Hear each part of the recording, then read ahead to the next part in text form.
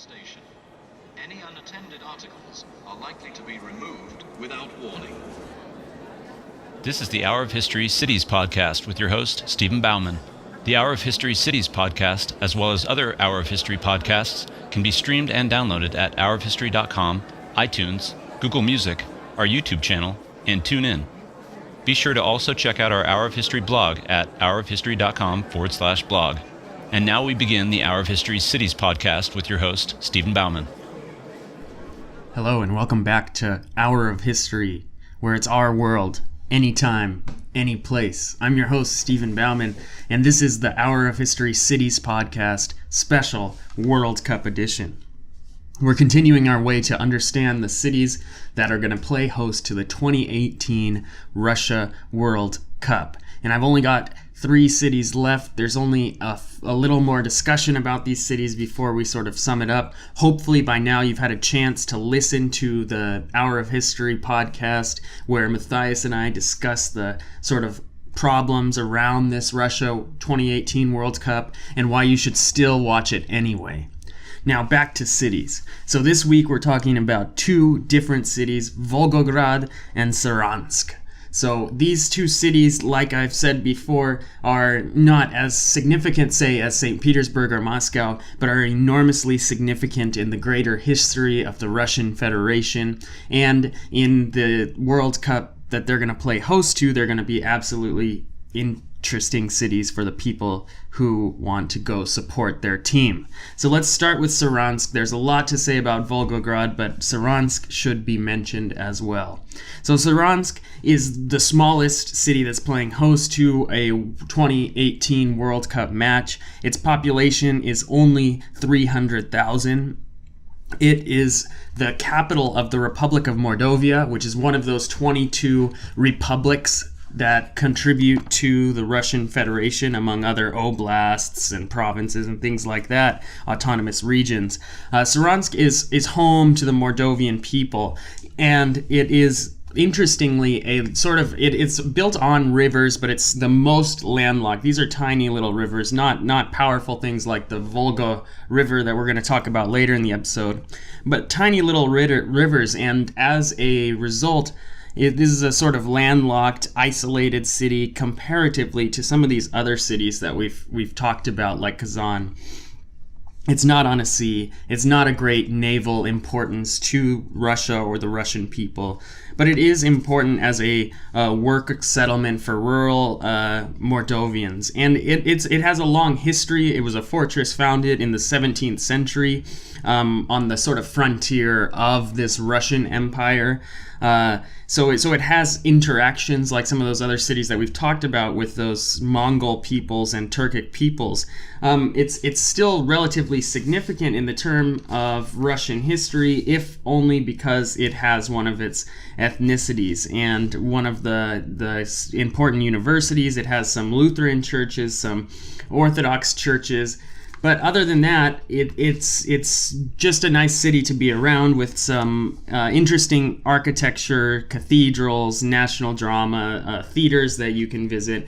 But ultimately, I have to say, if in my humble opinion, probably the most boring location in the 2018 World Cup, it's sort of a safe choice that the Russia 2018 authorities had to make. And the stadium that is under construction there, this is one of those stadiums that might lend itself to the debate about should we build new stadiums for World Cup and Olympic events when they're not necessarily going to be used in 10 years.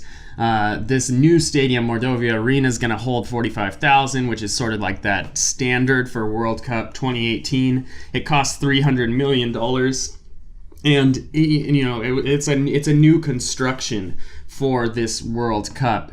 And say what you will about hosting these events, it becomes a contentious issue when you have now a 45,000 seat stadium in Saransk that might not necessarily play host to that many people week in and week out for its home team, FC Mordovia Saransk. So the games being held in Saransk are going to be relatively less showcase events. It's only hosting group matches. It's going to see Peru and Denmark face off on the 16th of June, Colombia and Japan on the 19th of June, Iran, Portugal, 25th of June, and Panama, Tunisia. So some of the smaller nations are going to go and play in Saransk. It doesn't mean you shouldn't go visit. It seems like a lovely, beautiful town. It's represented by a pretty neat shield, simplistic, a gray coat of arms with a red fox and arrows pointing at the fox, sort of a look back to that hunting heritage that the people of Saransk have. So now with that out of the way, sorry Saransk, we can move on to Volgograd, which is one of the most interesting cities in European history, one of the most interesting cities that is playing host to the 2018 World Cup, one of the most important cities for Russia and for sort of the Russian nationalism. It's also an important industrial city and the center of the Volgograd Oblast. So what is Volgograd goes back long history to the 16th century. It was originally called Tsaritsyn because it was on the Tsaritsa River. So a Tsar is the Russian monarch, a Tsaritsa is the Russian female monarch. So like queen, it was named after the queen in the Tsardom of Russia. Actually, it was named after the river after the queen. But anyway, the important thing is it's on the Volga River. It's an important location. Like we talked about in the terms of cities, rivers are always important places to establish. It becomes a customs post because it's on sort of this border area. It's even further east and south than Saransk. So it's important for its crossroads for different cultures entering. During the Russian Civil War, it's on both sides. It has some significant battles there, but nothing as big as what happens in World War II. Joseph Stalin, who was the leader of the Soviet Union for a significant time, renames the city Stalingrad in 1925, shortly after he comes to power. It's changed because they have to change the name from Tsaritsyn because there's no more czars in the Soviet Union. The monarchy's over, it needs a new name, and Stalin names it after himself.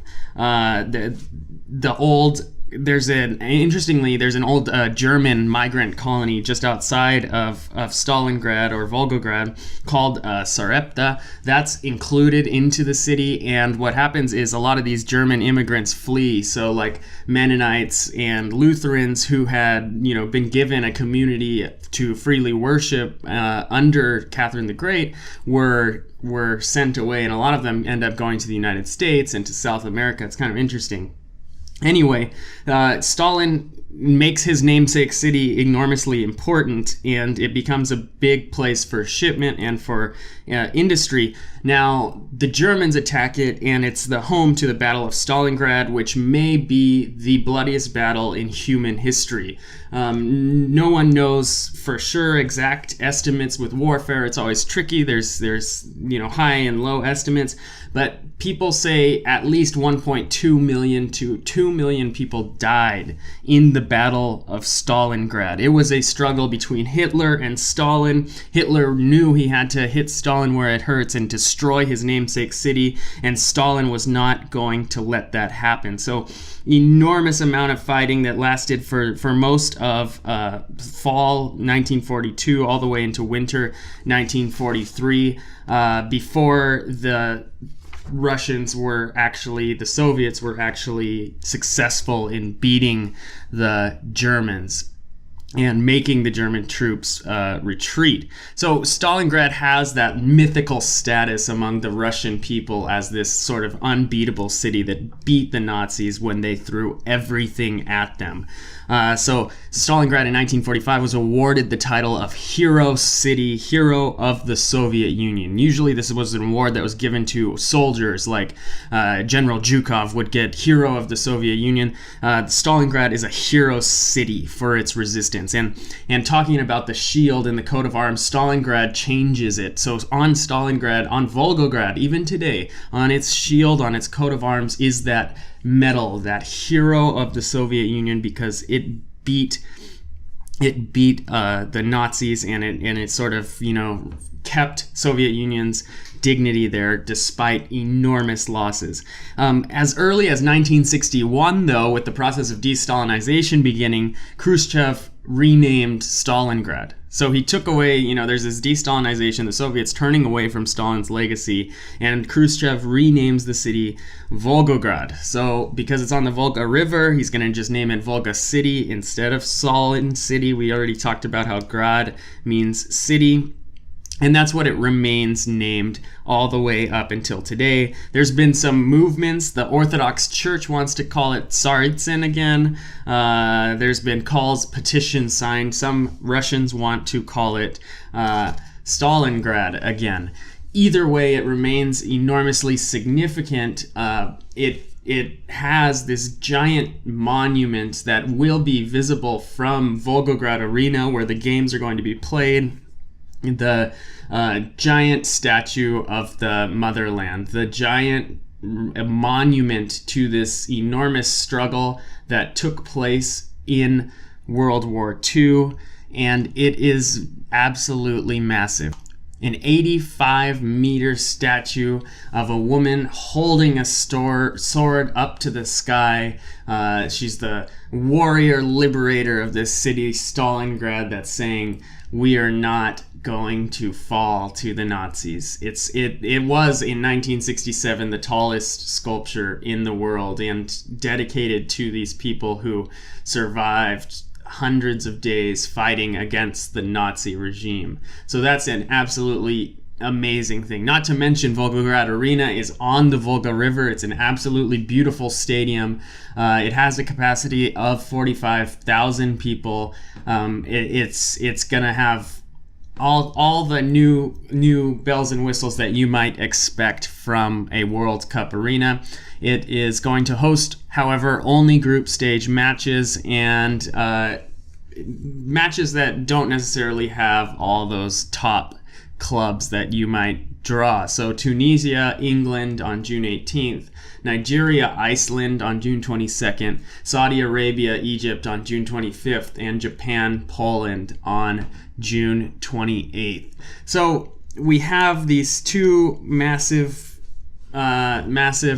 arenas being built in one city that's quite significant and quite large, and another city that is not so large. So there's 1 million people in Volgograd. It's got a sort of international significance.